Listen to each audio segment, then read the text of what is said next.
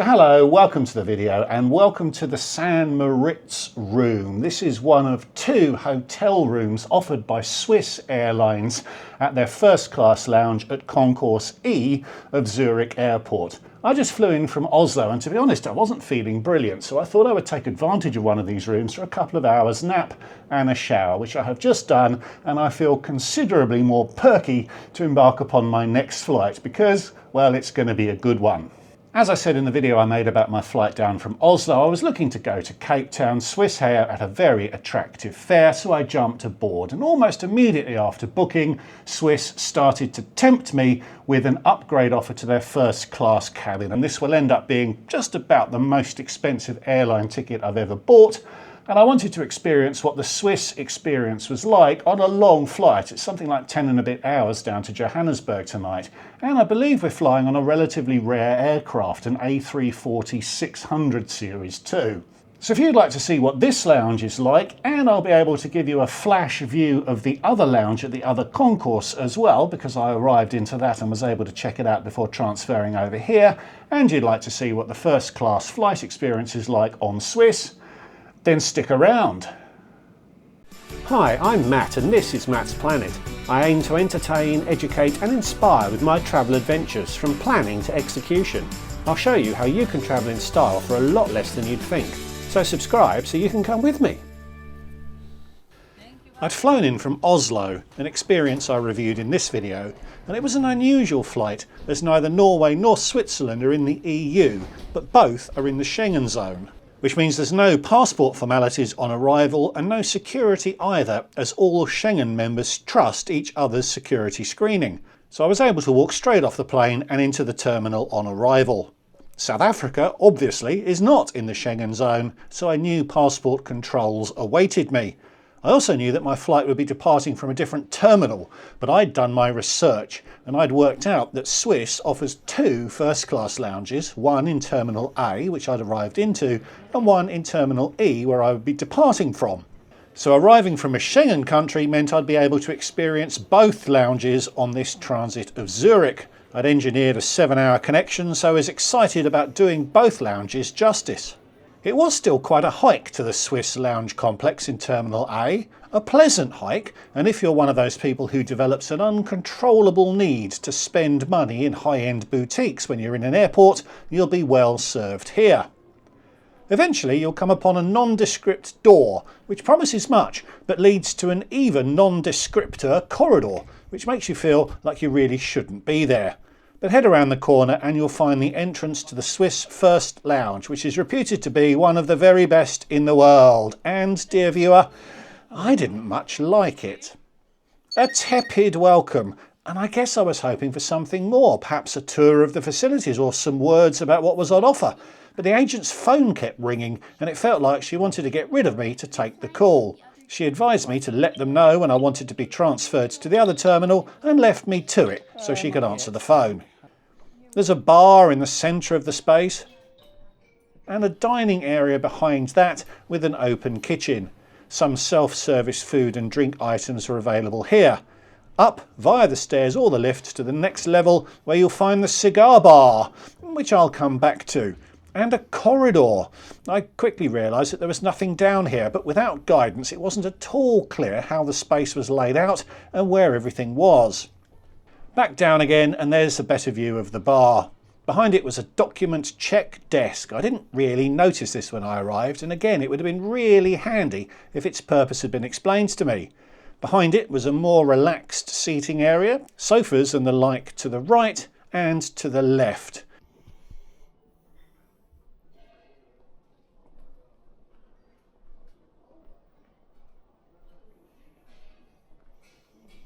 And through that was another way of getting to the dining area. Only 6 tables in there though. My first impression was one of real disappointment. I couldn't see any menus, none of the staff seemed interested in doing anything, and the space was a lot smaller than I expected it to be. I wasn't feeling brilliant, so I asked if a nap room was available and was told that there were 2 in the lounge in the other terminal, but they couldn't see from here if either was available and weren't able or willing to call the other lounge to find out. And they couldn't reserve me one over there even if it was available. It was all really unhelpful, really unwelcoming, and not at all what I expected. So as this space wasn't doing it for me, I decided to gamble and head over to the lounge at the E-gates and see if that was any better. The E-gates serve long-haul routes, whilst this space only served Schengen destinations, none of which are operated with first-class cabins anyway, so I hoped that the other lounge would be better. They only advised me to visit the document desk when I asked for a transfer to the other terminal, and my documents were duly validated against my destination. I then headed across to the transfer area to await my transportation to the EE terminal. And again, this was all a bit disappointing. Swiss promises a limo transfer, so I'd expected to be whisked across in a high-end BMW or Mercedes, but they waited for a group of 4 of us to assemble and led us to a bus.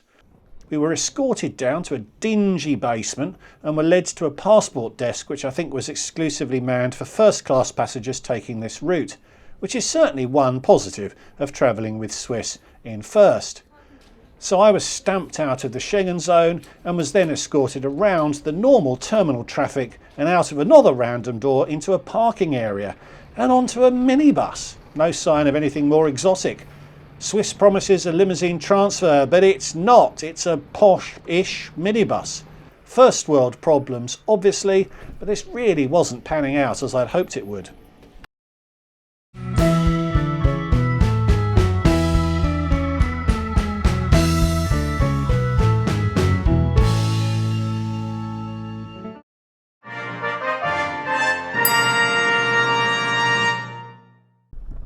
Then, after a 5 or 6 minute drive around some of the less glamorous back passages of Zurich airport, you're unloaded and taken through another unglamorous corridor to another unglamorous lift.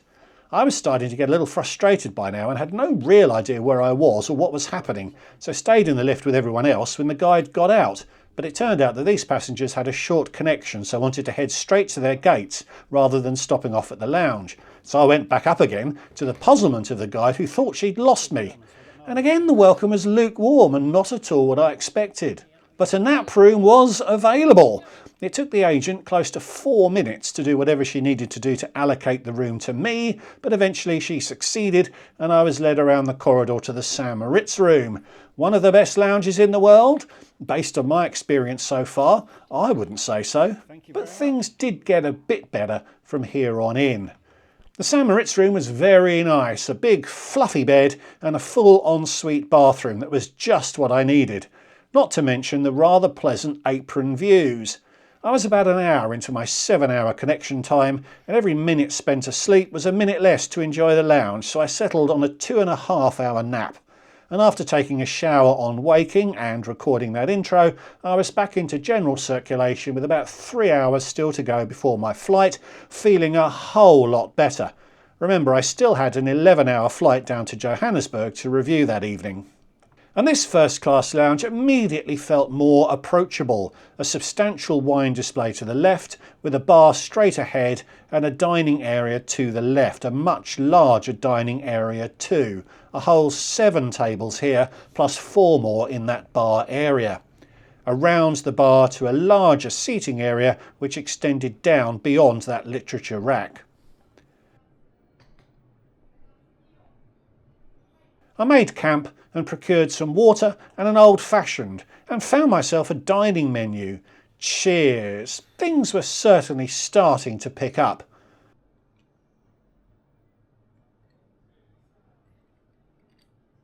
That menu was really rather good too, one of the very few occasions where I felt I could have ordered anything and been really happy. I still had a meal to get through on the plane, so I decided to eat here sooner rather than later, so took a seat in the dining room. It was 1 step forwards and 1 step back though when it comes to the lounge experience, as this venue advertises an extensive wine offering, as we saw when we walked in, yet there was no wine list to choose from. You had to indicate what you wanted to the sommelier. I am flattering the attendant enormously by using that word here, who would then fetch you something they thought might suit. My attendant actually read the bottle's label to me to explain the wine. Having no wine list may be an ultra posh way of doing things, and they did murmur something about the wines having recently changed, which sounded improbable given the sheer volume of wine in the display. But it all didn't work for me, as I do like to see what's on offer and take a measured decision, perhaps based on some cheeky Googling. The wine I ended up with was okay, but I didn't really know what it was at the time and have no idea now. On to the food, and I started with the beef tartare, and it was one step forward again, as it was superb, a decent serving too. Then, largely based on fellow YouTuber Kim Illman's recommendation, I went for the fondue, when in Switzerland and all that. I had a choice of bread, spuds or vegetable chunks as my cheese delivery vehicles, and I opted for all three. I'm not a fondue expert by any means, and I'm not sure how much better the world's best fondue is compared to the world's worst. And it was really nice, but at the end of the day, it's just a big glob of hot cheese. Next time, I'll go for something more interesting. Sorry, Kim. My departure was one of the last of the night, so the lounge was quiet and got quieter. I got some steps in to try and work off all that cheese, and the lounge did grow on me a little. There were some pleasant corners to relax in. There was also an outside area. This was early January, so it wasn't at all welcoming out there, but would be very pleasant in the summer. No cigar bar in this lounge, although the offering in the other lounge was very limited, with no explanation on how things worked and no staff on hand to explain things. Back inside, and there was some takeaway sugar to help you on your way if you needed it. There were also some clues as to what champagnes were on offer, but the bar was also really frustrating, as again there was no drinks menu. A few drinks and cocktails were featured on the end of the bar, but it was quite tricky to see the bottles offered behind the bar to work out what to have. Posher guests than me may well know what they want, so just order it. But if you're interested in experimenting with something you might not ordinarily come across, particularly in a first-class lounge where some options could be quite special, I found it really frustrating. I'm sure the bar staff would have assisted, but as with picking a wine, taking a moment to think about what I want is part of how I like to experience these sorts of places, and it didn't feel like that was an approach that was catered for here. Looking back as I script this, I was very passive when it came to my interaction with the staff, which just didn't work and left me very disappointed and frustrated with the experience. It seems to be a lounge where you must be assertive to get anything resembling a positive experience. Fellow YouTubers have renamed these as Scam Tracks Awards, and is this really the best first-class lounge in the world? I've not been to all of the competition, but from this experience I don't think Swiss's first lounges are anywhere near the standard of those others that I have visited. The food was excellent and the availability of that nap room was great, but the lack of menus and the lack of any real service made this an extremely disappointing experience. Even more so as I actually paid for this ticket rather than redeeming points for it. So off to the gate, E52 that evening, and it was a reasonable walk to get to it. No further limousines or minibuses were offered to assist first-class passengers on this part of the journey. But I timed it well, and boarding started a couple of minutes after I got there. First class was called first, and I was quickly through to board our 21-year-old Airbus A340-300, not the 600 variant I suggested in that intro. There's perhaps 17 600s still in scheduled passenger service. Lufthansa has 8 of them, but otherwise you're off to Iran or Venezuela if you want to fly one. There's less than 50 of the shorter 300 series still flying, the majority operated by Lufthansa, Swiss or Swiss's sister airline Edelweiss, so the 300 is by no means a common aircraft to fly.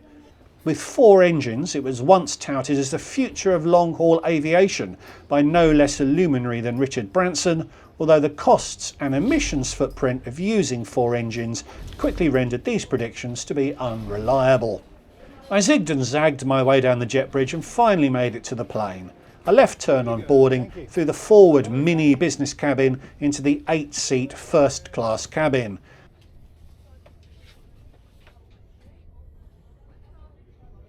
First impressions are massive screens, followed by, wow, they're really big screens. Seat 2A for me that day. I would have gone for row 1 on this occasion, but this was the only window seat available when I booked. This plane was refurbed 3, 6 and 18 years earlier, so I'm confident that this seat is either 3 or 6 years old. It's substantial, with a high-ish wall and no foot cubby. The screen has to be large as it's so far away from you when you're seated. The middle pair are best for couples as they are aligned. There are privacy screens if you're travelling solo. Let me quickly rerun that boarding footage. My camera is a few inches over 5 feet off the ground, which will give you a guide as to how high these walls actually are. Most of the seat's excitement was to my left, with a lower storage area where I popped the amenity kit and a private eye. Above was a panel which revealed a remote for that distant screen, an abundance of seat controls and the headphones, plus a USB and a universal plug.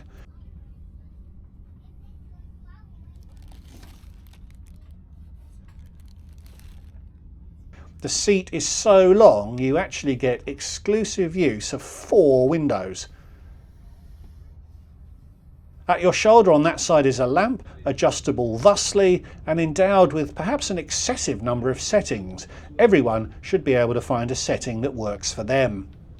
No foot cubby but a foot shelf which conceals a storage bin, not spotlessly cleaned it has to be said.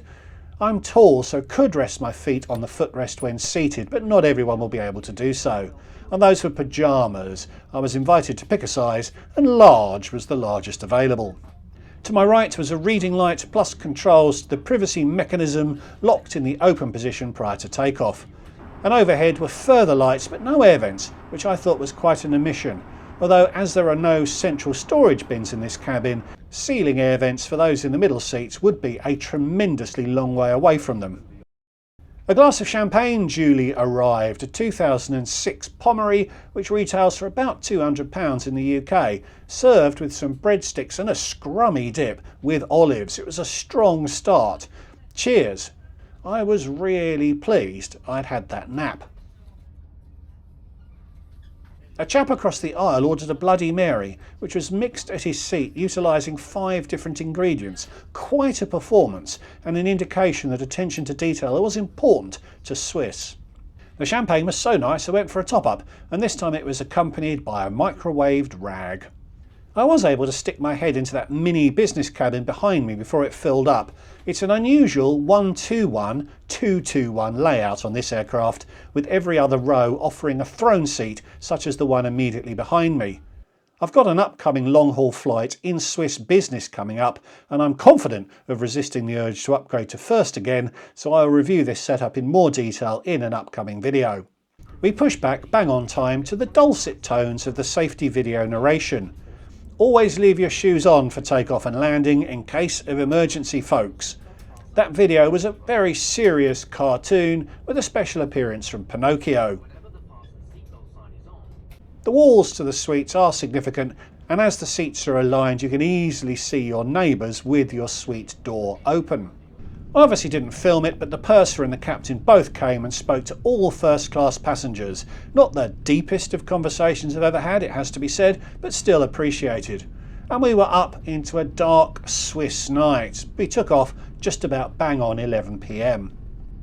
A quick look at the in-flight entertainment notes the clothes hangers I didn't have to use hanging to the right there. A strong range of movies, I thought, delivered through a system that was quite intuitive and responsive. But as usual, I spent most of the flight watching the moving map. Did I mention it's a large screen? And here's another look at those headphones in the morning light. I didn't even get them out of the packet on this flight, and I'm no expert, but they didn't look super premium. The very large table comes out of the panel on your left. I struggled to figure it out at first, but got the hang of it eventually. This clip obviously comes from later in the flight. It's a huge table, and buddy dining is available if your guest is happy to perch on that ottoman. You would be able to exit your seat with the table deployed. Back to night time, and the tablecloth was duly delivered. Service was quick given the lateness of the departure, but it wasn't too quick. And once we'd reached the requisite altitude, the doors were unlocked. They actually comprised 2 elements: a privacy screen which actually rockets into position like this, then a more traditional door which fills in almost all of the gap. We were still climbing, so gravity assisted me here. Quite effective when in the seat, but again the wall isn't that high. I can't recall precisely when menus have been handed out, but here it is. Separate menus for the food and the beverage offering, and a high quality document. Marmite is recognised as a culinary magazine in Switzerland rather than a yeasty spread, so using that word in this context produces a very different interpretation for British readers.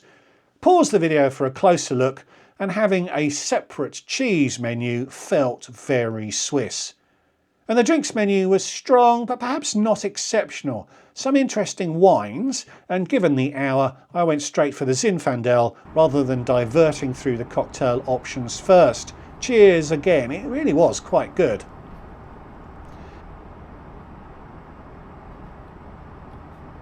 My table was laid and bread arrived. 3 bread types united in one mutant lump, as is the trend on planes these days. Served with a choice of oil or butter, which you'll be able to see once my camera focuses on it.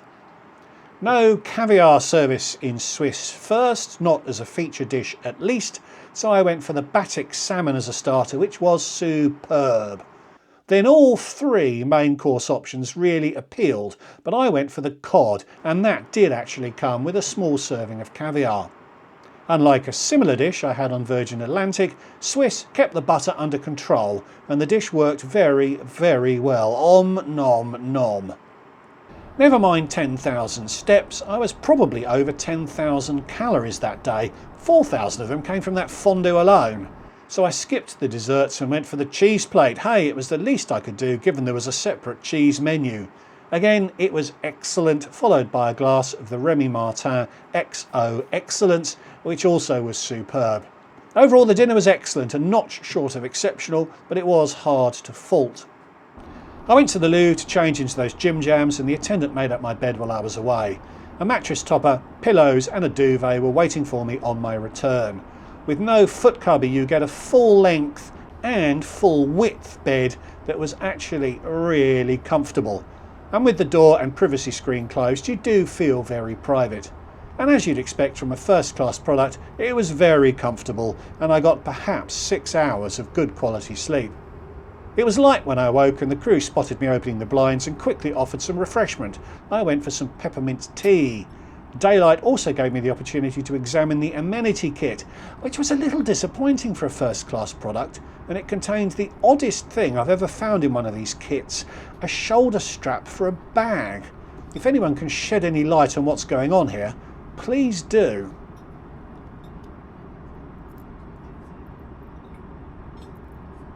And here's a reverse angle of the seat and that mattress topper, one of the thickest I can remember having, and it did deliver a good sleep.